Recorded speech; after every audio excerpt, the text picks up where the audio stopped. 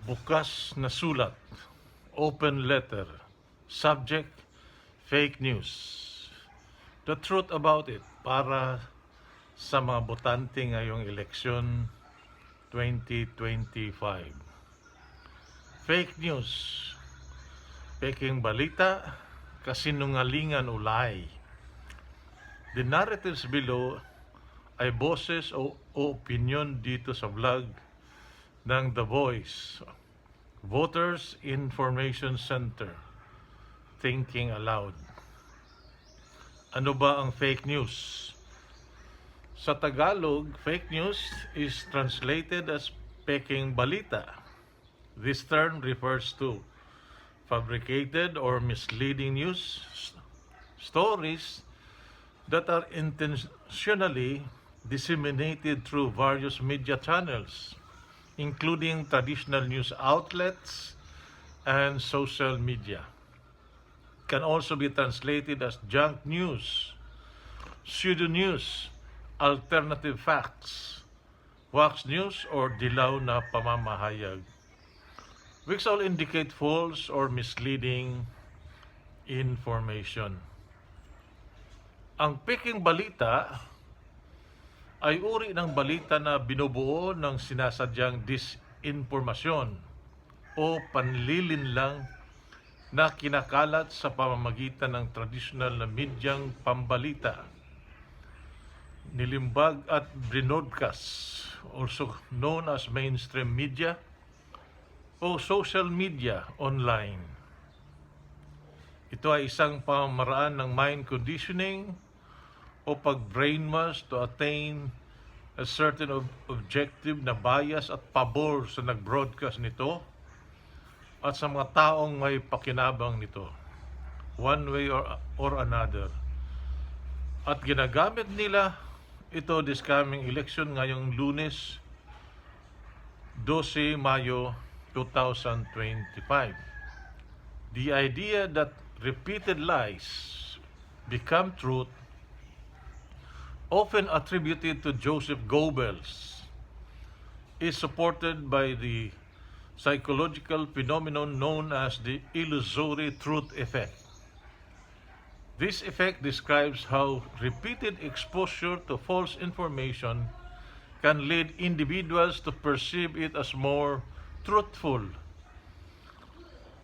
A lie told open enough becomes the truth.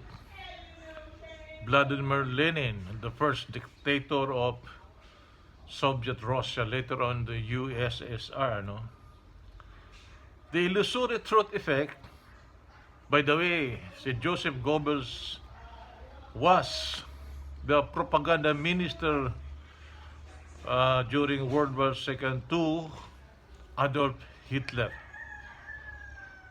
The illusory truth effect, also known as the illusion of truth, suggests that when false information is repeated frequently, people tend to believe it is true, even if they know it's false.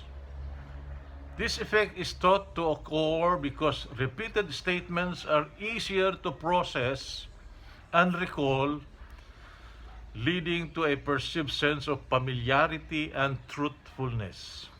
This phenomenon explains why propaganda and advertising strategies often rely on repetition, pabalik-balik, as repeated exposure can lead to the belief in the promoted information. The illusory truth effect can occur even when the source of the information is not credible or outright lie or fake news. To counteract this effect, it's important to fact-check information and use existing knowledge to assess the validity of claims, especially when they are repeated. Someone said an idiot is one who sees the truth, hears the truth, experiences the truth, but still believes the lie. Several times already nabudol o fake news o na-scam ang mga Pilipino to elect a president na kalaunan ay isinuka, isinumpa, sinipa at pinatalsik sa pwesto o kinasuhan at na-convicted o na-convict. At present, may isang presidente na may kaso ngayon sa ICC, The Hague, Netherlands. Ang bold prediction ng The Voice dito sa amin, pag natuloy ang hearing ng kaso na ito sa ICC, mukhang convicted ang kaawa-awang dating presidente na ito. He is about to shockingly find out that crime really does not pay. We, the people dito sa Pilipinas, we have the power to correct this. And finally, give ourselves a good government, good governance ngayong Lunes, 12 Mayo 2025. Kami dito sa The Voice, ito yung hope at dream namin. Parang imposible sa status at klase ng ating politika dito sa Pilipinas. But it is what it is. Ang buhay nga naman. And you can be part of it by being one of us. And together continue to hope, dream, and work to catch this very elusive animal we call good government. Good governance, the peaceful and democratic way. This election is another opportunity for us to make a decision para sa ating mahal na Pilipinas na magkaroon ng tunay na pagbabago tungo sa mabuting pamahalaan, good government, at mabuting pamamahala, good governance.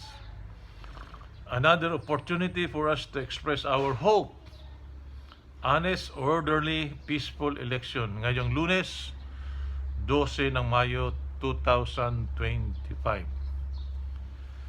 The reality is kami dito sa The Voice, tanggap namin na swerte na kung 1 out of 100 voters na ating kababayan or 1% will read this open letter and or view the related video nito posted on Facebook and YouTube. Gayon pa man, pupost pa rin namin ito per chance na mayroong bumasa at manood, matuto at magbago sa kanyang pananaw for good governance, for good government, and a better and more progressive Philippines. Common sense. Gusto ng pagbabago, hindi ilagay sa ating gobyerno ang malinis at matuwid na mga kandidato.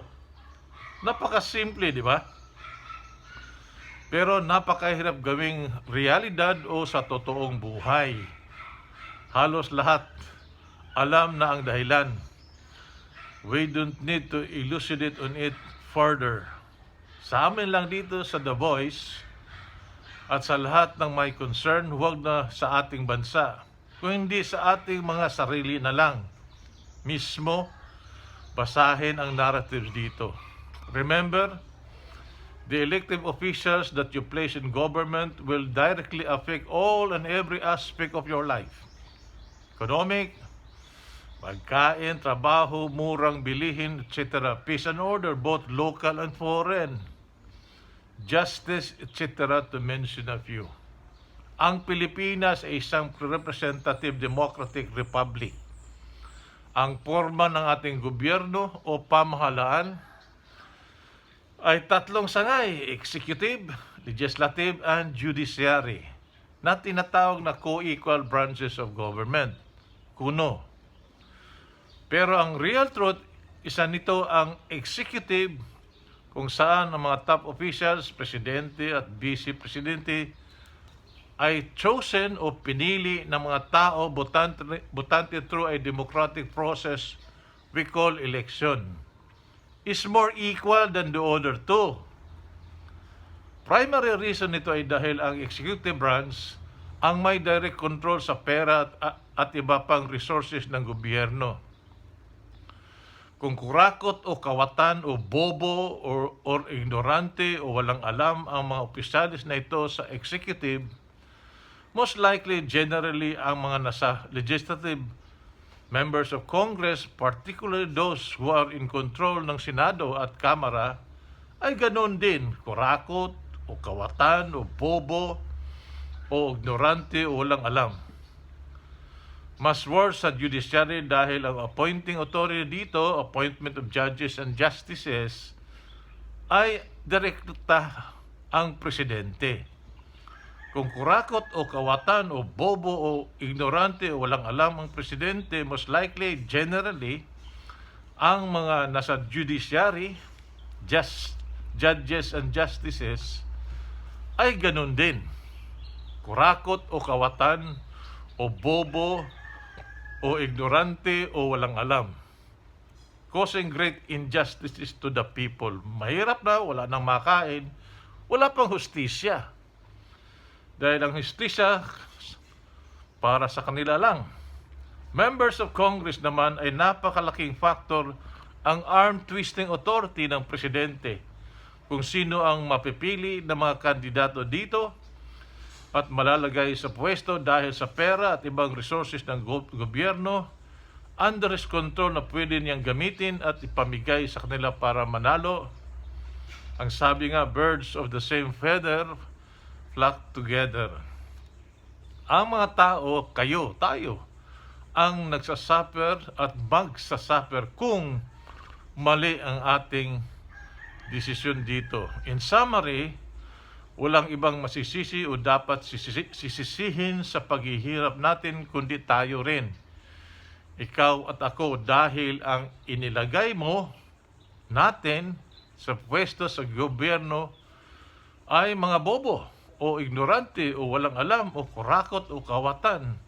Mga kapal mooks na walang delikadesa. Tingnan na lang ang issue sa political dynasty. Ang ina, gobernur, ang anak, vice-governor, ang asawa, mayor, ang kabit, vice-mayor, ang kapatid, congressman, ang pamangkin, konsihal. Family business ba ang ating gobyerno? Kami dito sa Voice nagtatanong lang po. Kaya ang executive branch na ang top elected official nito ay presidente ay more equal than the other two. Ito ay realidad sa klase ng ating demokrasya. Therefore, napaka-importante talaga na pumili tayong mga botante ng mga matuwid at malinis na mga kandidato tungo sa tunay na pagbabago, good government at good governance, at ibalik ang mga incumbents na okay naman ang performance. Sa eleksyon na ngayon, see the bigger picture. Ang issue this coming election ay hindi away ng mga pamilyang Marcos at Duterte na parehong gumagawit ng fake news to attain their political objectives.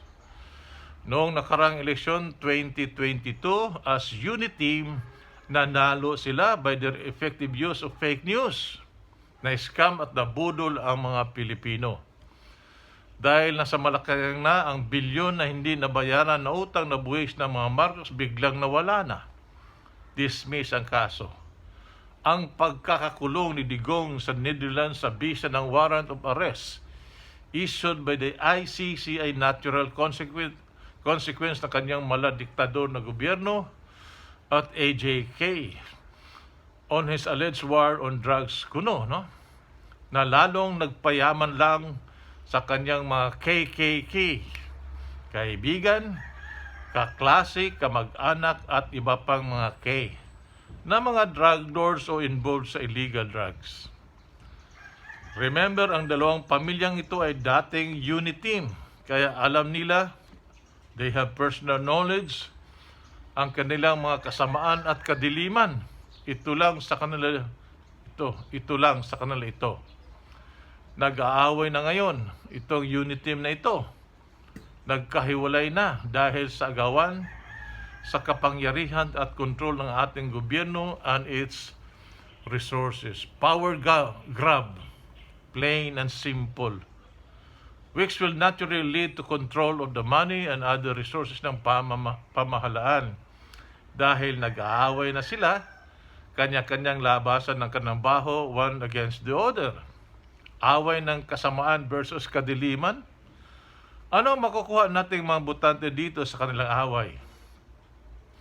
As the saying goes, your guess is as good as ours. Sana hindi kayo ma-scam sa telenobelang away kuno at panglilindang ng dalawang pamilya na ito, also known as team ng kasamaan versus team ng kadiliman. Alam nila ang dalawang pamilyang ito na ang kanilang unit team ay team o pagsasama ng kasamaan at kadiliman noon nang nag-aaway na ngayon na ibinoto ninyo last presidential election in 2022. It seems na dito nakafocus ang atensyon ng mga botante sa dalawang grupo na ito, ang away ng kasamaan at ang kadiliman. Hindi lamang sila ang mga aktor sa ating gobyerno. Maraming mga malinis at matuwid na mga kandidato. Marami ang bago at may mga luma rin na iilan-ilan na okay naman. Piliin natin para sa tunay na pagbabago sa eleksyon ngayong 12 Mayo 2025. Sila ang piliin natin. As the saying goes, if at first you don't succeed, try and try again. Try naman tayo ng mga bago. Kung mali, then try next time around. Yung mga incumbents naman na sa tingin natin ay okay, ibalik natin sa pwesto. Mga kandidato katulad ni Vico Soto sa Pasig, Lene Robredo, Bam Aquino, Kiko Pangilinan, Heidi Mendoza, at iba pang mga matutuwid na mga kandidato. Ika nga, try and try again. Huwag yung alam na natin na bobo o ignorante o walang alam o kurakot o kawatan ang kandidato o incumbent man, iboboto pa rin natin. Hopeless na ba talaga ang Pilipinas? Please naman, huwag na tayong magpa-scam o magpabudol o magpa-fake news. Kung magkamali na naman tayo sa pagpili ngayong eleksyon, mali na inuulit-ulit natin for the last 1.5 centuries. 150 years na almost, mga kaibigan, sa history ng ating political process sa ating bansa. Then we deserve the kind of government that we have. Magtiis tayo. In behalf of the Voice Voters Information Center, ito po ang inyong kaibigan, kapatid sa ating kausa at krusada for good government and good governance. Fiscal Samson Dahaw. Just thinking aloud. Kung may mga tanong po kayo, questions or inquiries about election or anything, legal man o hindi, about relationships, economics, anything under the sun, padalangin yung mga tanong o comments at pagkwentuhan. Kwentuhan po natin dito sa The Voice Voters Information Center. Libre po dito, walang bayad. In particular, The Voice will help you how to think, guide you to solve your legal, family, personal problems without going to court the inexpensive way. You have nothing to lose, but everything to gain. To quote Ryan Blair, a self-made American millionaire and entrepreneur who used this mindset to turn his life around. Magandang araw po sa inyong lahat. Kayo na nakabasa nito at nakapanood sa related video nito sa Facebook at sa YouTube. Sa YouTube, no? God bless.